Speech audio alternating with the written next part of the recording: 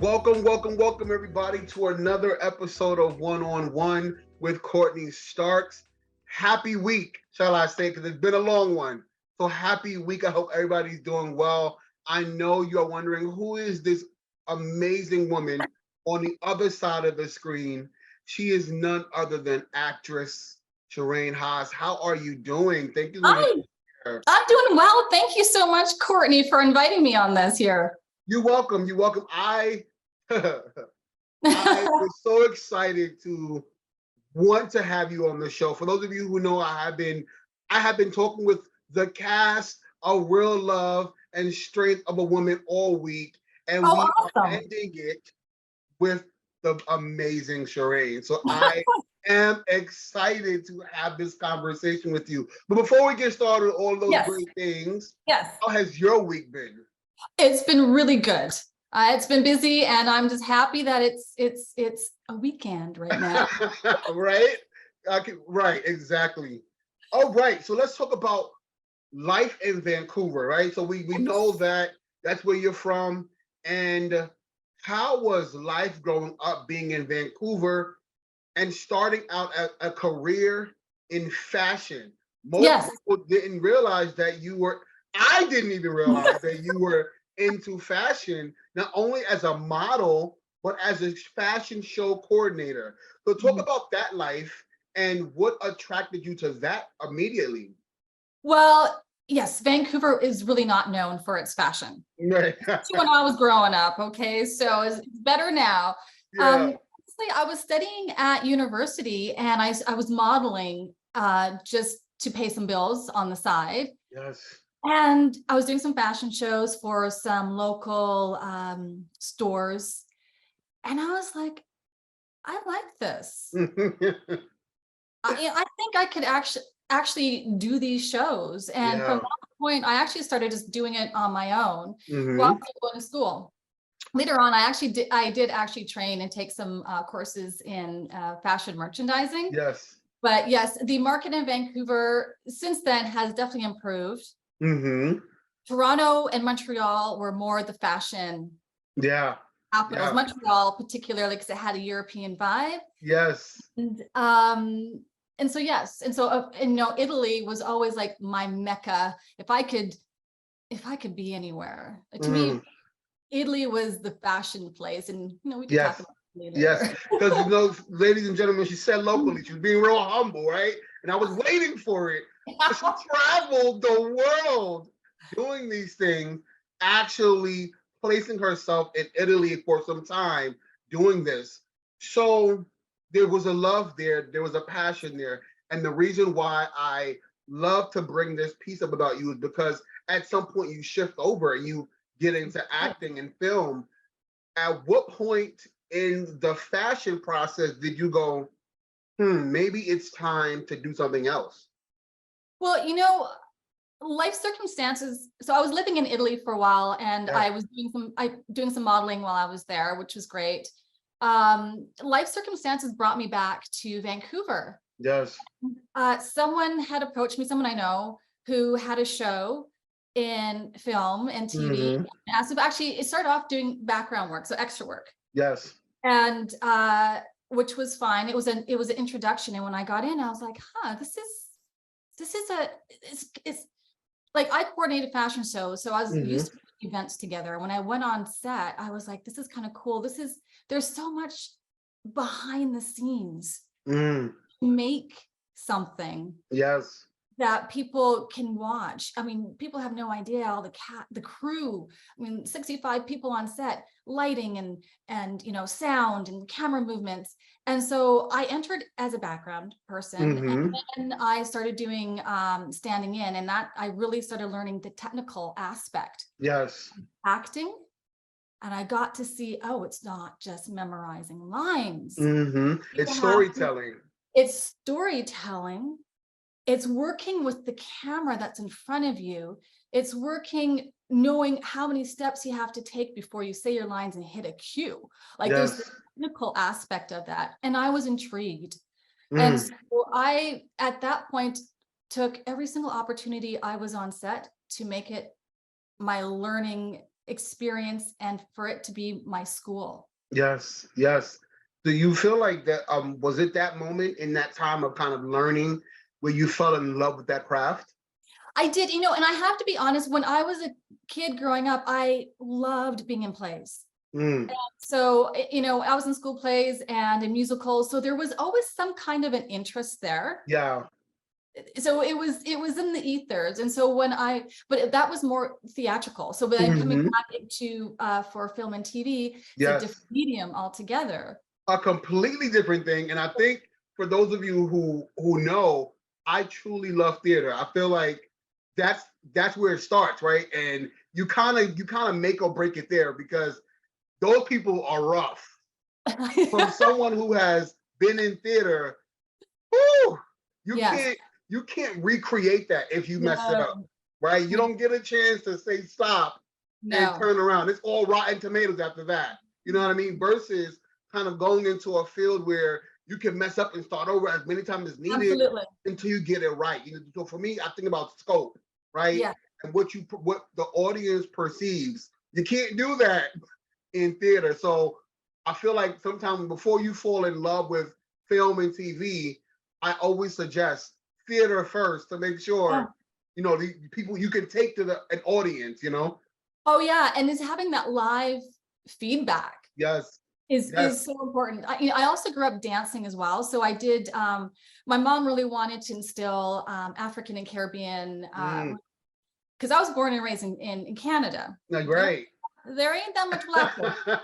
So my mom's from the Caribbean. And so I grew up dancing Caribbean and African dancing. So, Mm, and I performed. So yes, again, it's a little bit of performance. I knew how it felt like to be in front of a live audience, yes.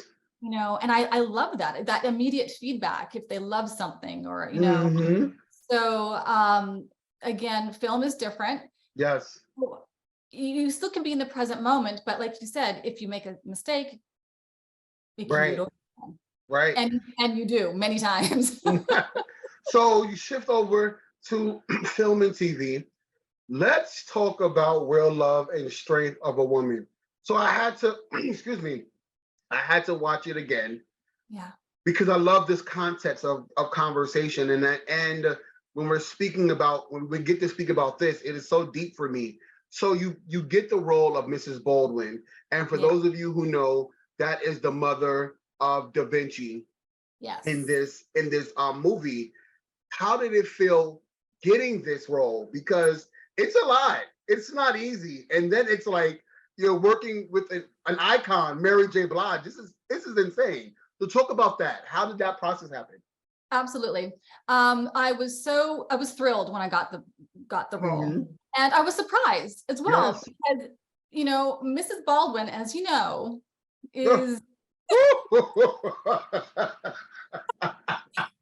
she was something else. And I Something else is an understatement. Oh my God. was like, and trust me, there were some parts that actually did not make the final edit. They actually Mm, toned her down just a bit, yeah. because she was not so nice at And times. she was already on 10 from the dinner scene. So I can only imagine. Woo! No. So for me, it was all about how do I make these words truthful to myself? Yes. Because Yes. they're words that I personally would not say. Hmm. And so I'm so thankful for Cameron Johnson, who is the director, who, Yes. who believed in me and saw my version of Mrs. Baldwin. Yes. Yes. And of course, Mary J. Blige. Come on. Right. Right. Like, come on. When I found out it was a Mary J. Blige project, I was like, are you kidding me? It was so much fun working on set because people were like playing her music all the time. Hmm. And it was the first part, Real Love, was set in the 1990s. So it was Yes. it was a cool vibe. I wish I had the opportunity to meet her. Oh man. I wish I did. Mm, but it's like her presence was there and Oh, felt just because absolutely. of the environment. You know what I mean? And Absolutely. all that she brought into that. You know what I mean? Oh yeah. So let's talk about kind of gearing up for this because you are nothing like Mrs. Baldwin. So how do you tap into that? Yeah. Like, who do you kind of factor yourself after to get to that space? I really great question. I had to dig deep. Mm. I had to dig deep. And then I had to look at, I have to like her. Mm. I Mm. can't play a character I don't like. Right. But when I first read her, I was like, what? So, so I had to find her likable. And Mm. then for me, Right. and I used, thoughts of, well, she just wants the best interest for her son. Yes. She loves her son so much. She wants what's best for him. And Mm. so coming in from that perspective of my version of love Yes. for my son, Yes. even though it wasn't, you know, the best. The plan. Yeah, Mhm. but I kind of went, well, I'm doing this for my son because I love him and I want what's best for him. And I had to think of, is there anyone in my life or personal experiences where I kind of felt that I was in the presence of someone like Mrs. Baldwin? And I kind of Right. drew reference to maybe some people that just snippets. Yes. Yeah. Yes. And then I had to find her within myself as Well, well. you did, because you can always tell when an artist has tapped into that level of creativity. Because let me tell you, that part one, I wanted to jam it up because I'm like, there's no way. I And the level know. of shade, Oh, it I was know. just you embodied that character, and it was so real. It felt real. I don't normally get chills when I Yeah. watch movies, but talk about chills because you can feel from both sides. Like, as a mother, right? You can feel like I want what's best for my son, but from outside looking in, it's like, why is she this way? I know. How dare you? You know what I mean? So Loves her son. She loves her son. right. So to be able to tap into that, just that Yeah. motherly conscience that's lying in you, and the strength that you have to have because you want what's best for what's Yes. yours. You Yes. created that. You know what I Yes. mean? And I Yes. think a lot of people watching that, even that first half could have kind of went both ways, right? Yeah. I want this for my son, and nothing and no one is going to get in the way of that. And that's just the feeling of that. But Yeah. boy, you did Yeah. that. It was funny, when I was getting ready in hair and makeup. So, I have to say that also adds to the character. So Mm-hmm. I'll be going in as Shiraine, but when I left, Yes, you look Mrs. Baldwin. I Yes. was Mrs. Baldwin. And I swear people were like, wow, once I got my makeup done and my hair done and my outfit, people are like, they can see me start transforming step by step by step. And Yes. so just with the jewelry that she wore and all that other stuff, it was like, yeah, I felt it in her character embody me as well during that process. Yes. And it's so crazy. First of all, shout out to hair and makeup. So I follow you, and you're so right. The transformation in the pictures that you were able to provide on your page were Yes. breathtaking, because it's like you are one way going in and you come out and it's like, who is this woman? That's not the same. I have a confession, right? So Yes. my publicist and I were just going down our list to see who I wanted on the show. I do this every season. So I'm saying yes, I would love to have Shiraine in the show. I would love to have Shiraine. So I'm watching this show again. I'm watching this movie again, and I'm like, where is Shiraine? Right? Where is Shiraine? And I'm looking at you at the dinner table. I'm like, this is not the same person that I saw that you pitched me to, because of the transformation on both ends. Part Yeah. one and part two. And part two. Yeah. It's a completely different transformation. So huge Yeah. shout out to the team for making that happen, because that had to happen in order for the realism to take place. You know what I mean? Absolutely. Absolutely. And like I said, it added to my character. Yeah. I remember coming out of the trailer for hair and makeup and went in with the assistant director, dropped me off, and then I came out and the assistant director always jumped back. I'm like, whoa, whoa, what is this? Oh my God. When you think about just Shiraine looking in on reading the script and having to kind of come into one with the character, how did you feel about that scene where she was basically berating Kendra for her career choice and basically looking down on her? The sanitation comment for Oh me my took me God, out. I know. I Took know. me out. Took I me out. Because I'm like, there's no way. But how did you feel having to read that, come to one with that, and then exude that in that body of character? Yeah, that was probably one of the most challenging lines for me to say. It really was. It's like, oh, I see you took after your father's example. I was just like, what?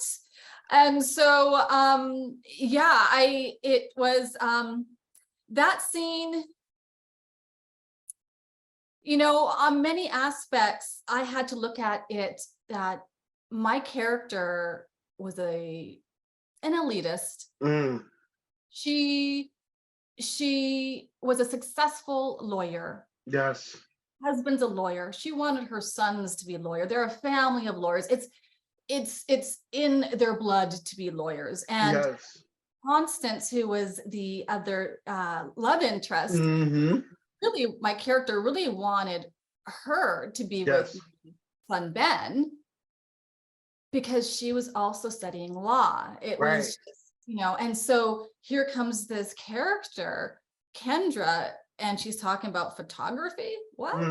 It was, I think if for her, this character, it was outside of her realm of, I don't understand. Yes. Right. I don't, Because like there was this tunnel vision of it's what you tunnel wanted. vision. Yeah. Yes.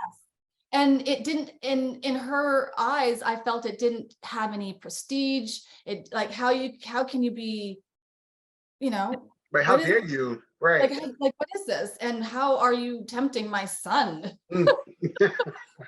Photography, my son? What? Right. Right. And so, yes, I just went with that. And for that line, you know, to Kendra, Oh. And you know, it's what's so amazing about that moment is how real it is. In real life, how parents have a way of degrading other people because their vision is not as tunnel vision as theirs. My question would be, what would you say to people who do that to one another in real life? like within their family or just, Yes. Yeah. you know, I think one of the most important things for everyone to do is to listen, Mm. and but actively listen and really hear what a person is saying. So for example, if I had a child, as a parent or a parental figure, I feel like it's my duty to really listen to a child Yeah. and hear them, because when you listen and hear what they are saying, then you get to understand who they really are. Mm. And if there's an interest that this child or person has, that's a Yeah. gift. That's a gift. Yes. Yes. That's a spark that's being ignited within. Mm. And so, with that being said, one must nurture that and support that, and so that, you know, a person, a child can flourish Come and on. Right. And not be afraid. Right. and not be afraid, because, you know, there's something about someone believing in you. That takes you so much further. It You takes know, you so much further. it really does. And I can even use that for my own personal, you know, life experience. You know, Yes. how can someone believe in you, especially when those moments when you're not believing in yourself so much, Yeah. is so important. And as a Yeah. parent, I think every child wants to know that their parent believes in them, Yes. you know, In spite of in the spite of, decision. You know what I exactly, mean? exactly. You know, because here, the point is, it's your child's life. Yes. It's not your life. You are, of course, a part of your child's life. You both are intertwined, but Yeah. it's a child's life to live. And so if there is something that you're like, you know, I'm not really Yeah. keen on this for my child, but if it's something that really interests them, I can only say that that needs to be catered to and Yeah. nurtured. And you know, moving into part two of this movie, we dive into forgiveness and Yeah. acceptance and maturity and kind of finding your voice. And even though it was a small scene, Yeah. you did something in part two for me that was like, wow, right? You come in, Kendra's there, your character's there, and you embrace her. Yeah. And for those of you who were watching, we were like, wait, What happened? what happened in that moment that took place? Wasn't she just taking after her father? And now years later, we've come to this forgiveness and acceptance, not just of oneself, but of acceptance of other people, your family, the person, the situation, and we kind of open it with other eyes. You know what I mean? Yes. So how was that feeling in that moment for you? Yeah, it was a great recognition on my character for my character, and I feel, 10 plus years or has passed since Yes. love, and I've seen the journey of my son, and the truth of it being, we are all, I lost my train of thought there. We, due to the choices that we make, Yeah. we have to be held responsible for our choices that we make. And in that particular moment with Kendra, I feel that my character as well had gone through her own journey. She had cancer. Yes. I think you briefly talked about, she had cancer. She had to go through some challenges. Mm-hmm. And Yeah. usually it is when a person goes through some challenges, is that when they have a different perspective. Yes. Yes. Like you're forced to look at your own life and you have to look at Mm-hmm. everyone else's life. And it really comes down to, you know what? Happiness is important. Yes. So, and so at this moment, when I embraced Kendra, it was like, it was acknowledging that was the past. I'm a different person now. Yeah.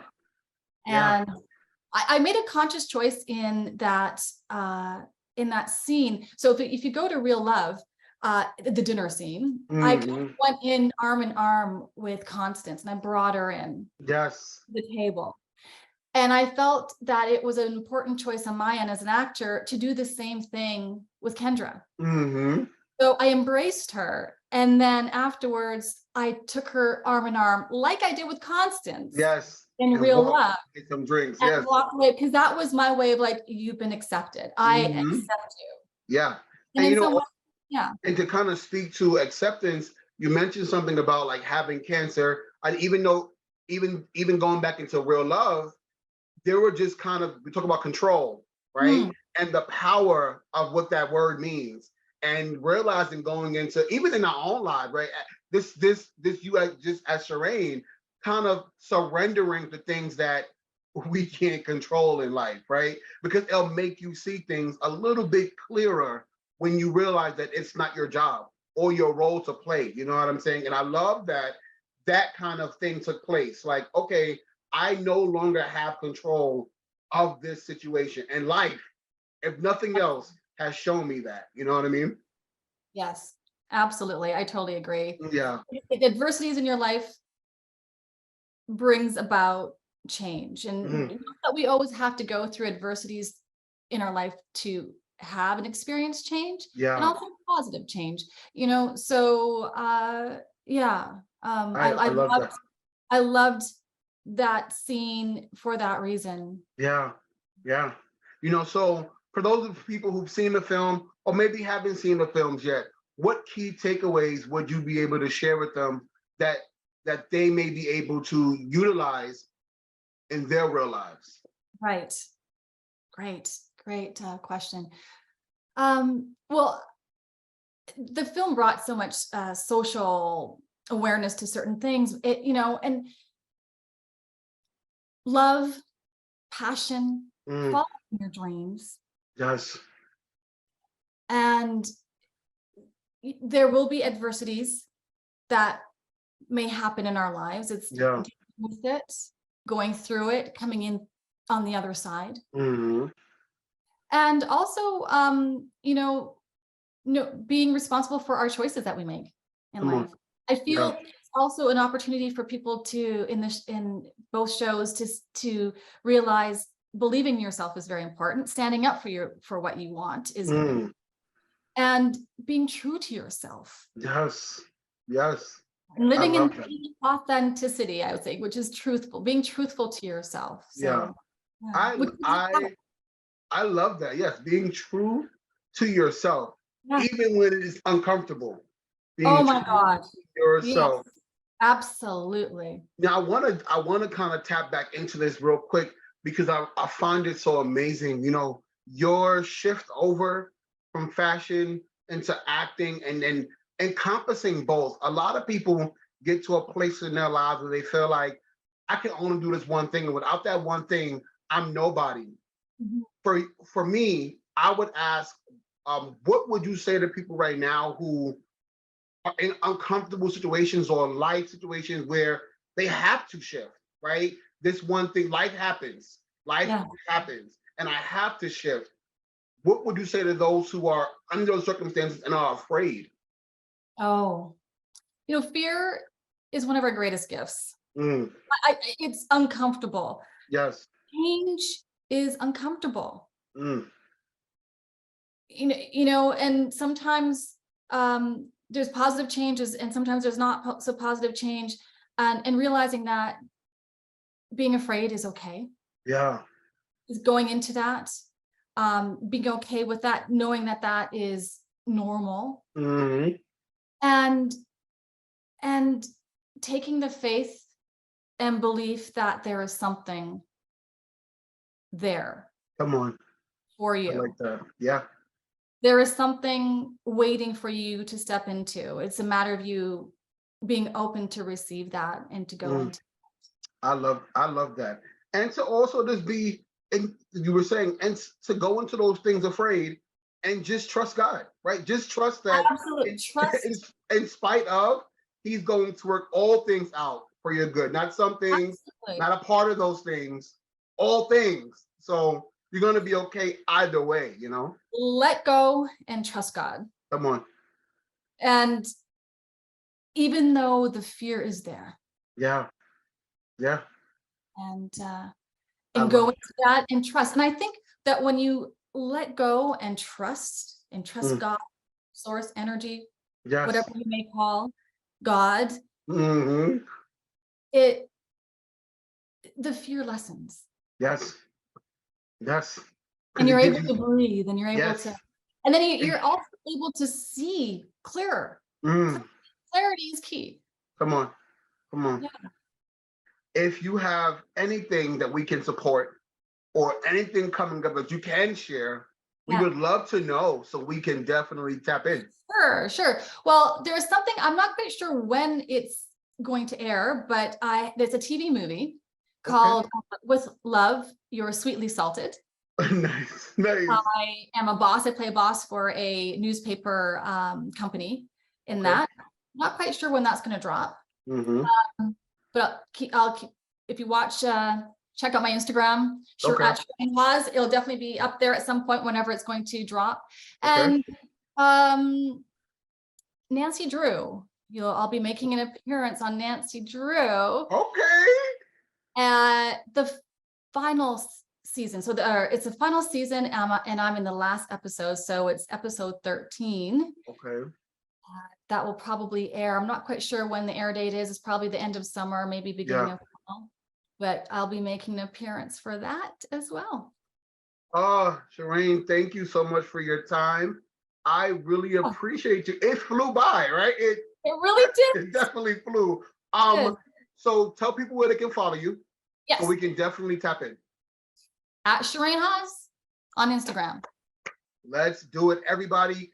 This is my forever now friend, Shiraine Yes, Haas. She is please. now part of the Courtney's Corner community, and you're welcome back anytime. We would Thank love to have you. Thank all of you for tuning in, and make sure you follow Shiraine just because I said so. you.